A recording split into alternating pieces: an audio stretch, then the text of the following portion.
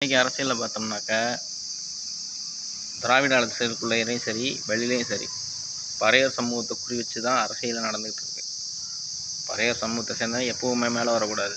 பறையர் சமூகத்தை சேர்ந்தவன் ஒரு குறிப்பிட்ட ஸ்டேஜுக்கு கீழே தான் இருக்கும். அப்படி தான் இன்றைக்கி திராவிட அரசியல் நடந்துக்கிட்டு இருக்கு காலங்காலமாக. ஏன் அப்படின்னாக்கா பறையர் சமூகத்தை சேர்ந்தவங்க பழைய காலத்திலேருந்து தொடர்ந்து வாழ்ந்துக்கிட்டு வர்றவங்க ஒரு பழமையான குடிமக்கள். பறையர் சமூகத்தை சேர்ந்தவங்க அதாவது இந்த சாதி சமயமெல்லாம் கண்டுபிடிக்கப்பட்ட காலத்திலிருந்து வாழ்ந்துக்கிட்டு வர்ற ஒரு சமூகத்தை சேர்ந்தவங்கன்னாக்கா அது பறையர் சமூகமும் ஒருத்தர்.